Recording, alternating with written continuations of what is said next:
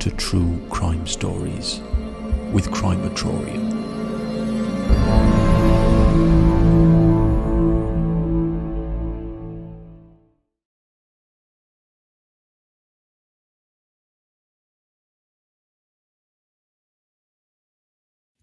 In 1980, Michele Dee Gates was 13 years old and living in Oregon when she was suspected of drowning a 4-year-old girl named Ruth Anne O'Neil, known as Ruthie to her family and friends. Because Michele was Ruth Anne's babysitter and she had taken her for ice cream that day, she was brought in for questioning alone on 2 separate occasions. Police confronted her on some inconsistent statements she had given, after which she admitted to drowning little Ruth Anne. This is the twisted saga of Michele Dee Gates.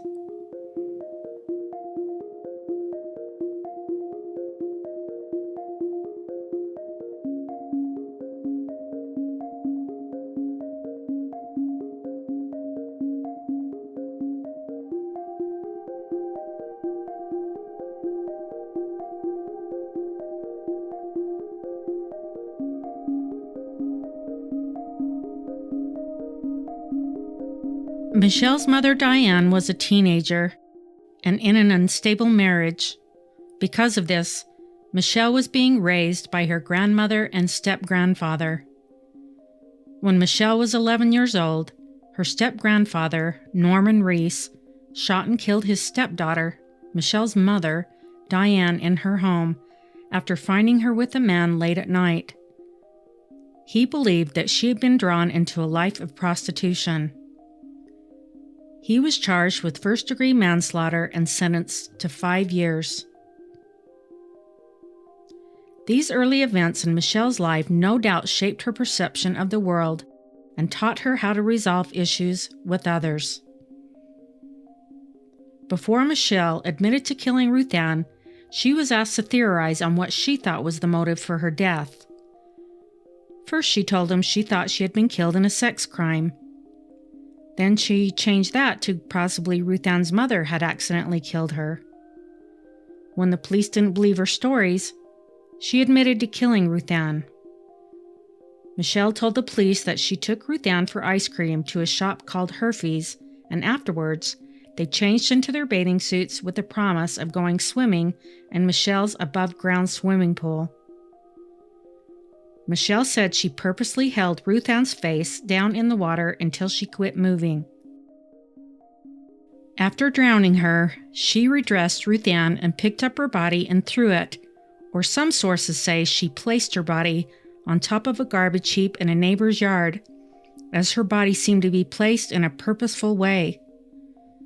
She was barefoot, wearing blue corduroy pants and a blue sweater.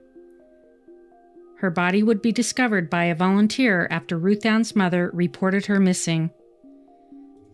As it turns out, Michele also helped in the search for Ruth Anne after the report was made. Ruth Anne's underwear was later found in a nearby shed, and her boots were found in the Herfy's dumpster. It was later determined by the coroner that there was no indication of sexual assault and that Ruth Anne had died from drowning. During the questioning by police, she surprised them by also confessing to killing her 3-year-old cousin, Natea Atino, by pushing him into a duck pond at the Washington Park Zoo while he was in her care. This was 2 years earlier in 1978, when she was a mere 11 years old. At the time, authorities thought it was just a tragic accident. Michele's grandmother, Deletta Reese, sought counseling for her after her mother and her cousin's deaths. Deletta would later tell a reporter that the psychiatrist had never heard of so many tragedies in one family before. After Michele admitted to these murders, she was taken to the Donald E. Long Juvenile Detention Home, where she reportedly confessed the murders to several of the residents. She was soon charged with Ruth Anne's murder, not as an adult but as a juvenile. She was never charged with her cousin Natea's murder because of her age at the time it occurred. She spent 9 months at this facility while the courts were deciding on how to proceed with her case. It was eventually decided that her confession to police would be thrown out due to her not being read her Miranda rights. Later on that year, in 1980, prosecutors tried a different angle. They wanted to use what Michele had told the other girls at the facility as evidence against her. This too was rejected by the judge due to a rule that juveniles receive a trial within 30 days of the charge. All charges against Michele were dismissed. A second petition was filed. This time it was to make Michele a ward of the state, stating that she was a danger to herself and others. This petition was passed and she was placed into the custody of Children's Services Division, now known as the Child Welfare Department. Michele was sent to a state school in Maine for disturbed children, where she was diagnosed with narcissistic personality disorder with schizoid and passive dependent tendencies. While she was at the school, prosecutors fought and won the right to reinstate the charges against her. Defense attorneys argued that she had been programmed to kill due to her upbringing and was unfit to assist in her defense. When Michele turned 18, she was assessed again, and it was determined that she was able to be tried. Michele had been living on her own at this time, and it was discovered that she had been volunteering as a swimming teacher at the YMCA in Portland. Once the YMCA was informed of her background, she was removed from her position. In 1985, when Michele was almost 19, she was convicted as a juvenile for the murder of Ruth Anne. Her defense attorney argued that she learned about immediate and self-gratification from her mother and from her grandfather that the way to solve problems with others was to kill them. She was ordered to be in the state's custody until the age of 21. After that, the courts no longer had any supervision over her. It was agreed by Michele and her attorney that she would need mental health care for the rest of her life. Both Ruth Anne's and Natea's mothers attended the proceedings and were understandably upset and bitter with how long it took to get justice for Ruth Anne. Ruth Anne's mother, Gail O'Neil, once told a reporter that at the time Michele was babysitting for her, she thought Michele was the sweetest, best-mannered, best-behaved girl she had ever known. The O'Neil home, which was occupied by Mrs. O'Neil and her 2 daughters, Bethany and Ruth Anne, had been burgled right around Christmas. The only items stolen were gifts that were meant for Ruth Anne, gifts that Michele helped Mrs. O'Neil pick out. The O'Neills had planned on moving shortly after Christmas. Sadly, Ruth Anne was killed before this could take place. On a side note, this would not be the only tragedy that the O'Neills would endure. Ruth Anne's first cousin would later be convicted of killing his mother and stepfather. He is currently serving life without parole in the Oregon State Penitentiary. In April of 1991, Michele had legally changed her name to Michele Shorthouse, and she was successful in having her juvenile records expunged. In 1992, when Michele was 26, she found herself in trouble once again. She was engaged to a man named Joe Shorthouse, who was fighting for custody of his 5-year-old son from his ex-wife, Lisa Mackey. Michele also sought revenge of Lisa for getting her fired from her job after informing them of her past. With Lisa Mackey out of the way, this would allow Michele to adopt Joe's son after they got married. Michele hatched a plan to hire a previous boyfriend of hers, Anthony Johnson, to murder Lisa and set her house on fire. Lisa Mackey, who was newly married herself, was on her honeymoon when Johnson set fire to her house and destroyed it. Shortly thereafter, an anonymous call came into the Bellingham Herald newspaper and informed them of the murder and arson plot by Michele. The call was traced and it led back to Anthony Johnson. Johnson agreed to cooperate with the FBI, and several calls were taped between Michele and himself, discussing the murder plans. In one of the calls, she instructed Johnson to kill Lisa's husband if he was present, and was told to shoot Lisa twice in the head just to make sure she was dead. It was decided that February 21st or 22nd would be best, since she would be in Texas for a job interview on those dates. Michele went to trial and pleaded guilty to paying Johnson to set fire to Lisa's house and hiring him to kill her. She was sentenced to 15 years in prison.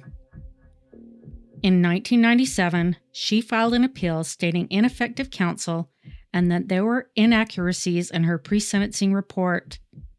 Her appeal was dismissed. Her fiancé at the time of the plot, Joe Shorthouse, was never charged in connection with this crime. Michele was released from prison in 2005 and completed her probation in 2008. By this time, she was married to a man named Mark Leland. The couple had 2 children and were living in Glendora, California. In December of 2018, the family was visiting a home in Colville when police were called to the home for a shooting incident. When officers arrived, the victim, 51-year-old Mark Leland, who had been shot twice in the abdomen, was able to recount to them what had happened and who did it. The owner of the home, Susan Alexander, handed over what she thought was the weapon, a .357 Magnum pistol. Leland was transported to a local hospital where he died later that night. James C. Gates, father of Michele Leland, formerly Gates, was arrested for the second-degree murder of Michele's husband, Mark. He refused to answer any questions without an attorney present, but he did say the shooting was in self-defense. When Alexander and Michele were questioned, they claimed that Mark pushed James to the ground, a claim that Mark had earlier denied to officers.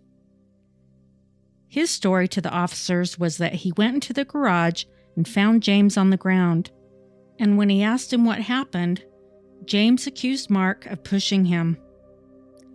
Alexander and Michele said they were in the house when the shooting occurred and that the 2 men didn't get along. Their demeanor was described as stoic and emotionless. James Gates was also described as being calm and collected at the time of his arrest, and when he was told he was going to jail, he asked how far it was that he needed to use the bathroom. James went to trial in October of 2019 and pleaded guilty to first-degree manslaughter and was sentenced to 7 years. A GoFundMe was set up for Michele and her kids for the death of her husband. Nothing about the manner of his death was mentioned in the description, only that it was untimely. As a result of Michele's case, the Oregonians sued and won the right for juvenile proceedings to be open to the public. The Oregon legislature was also able to pass a bill as a result of this case that juveniles with convictions of murder or sex crimes on their record will not be able to have their records expunged. Despite how minutely Michele was studied and the years that were spent on this case, no motive was ever clearly established for the murder of Ruth Anne. Ruth Anne's mother believed she killed her so that her sister Bethany could enjoy being an only child like Michele was. She told an Oregonian reporter that Michele once said to her, "Wouldn't it be really weird if somebody grabbed Ruthie and killed her? Bethany would then have all these toys and everything she wants would be hers, and she wouldn't have to have a little sister anymore." Legal proceedings would later reveal that the motive of Nataya's murder was jealousy. She felt in competition with him over her grandfather's attention. This same grandfather, who passed on the lesson to Michele, that killing was the way to resolve issues. I have a small update on the case about the Racine County Jane Doe, Peggy Schroeder. which I covered on February 21st. A new trial date was set for LaRoche for April 26th of this year. And as you may recall, LaRoche had been admonished several times for not having an attorney. On April 5th, she argued before a judge that she wanted a different attorney than the one that was appointed to her. And she said, Your Honor, my life is on the line. She indicated that she wanted to hire attorney Patrick Cafferty, and he's been appointed to her. So the trial will surely be delayed a few more months to allow him to review the case. An advocate for the Schroeder family was present and asked the court, what about Peggy's life? What about her family? We're right back to square one at this point, and we were so close to getting the justice Peggy deserved. Her life mattered, and she wasn't trash to leave on the side of the road. Thank you for listening and watching today, and until next time, take care.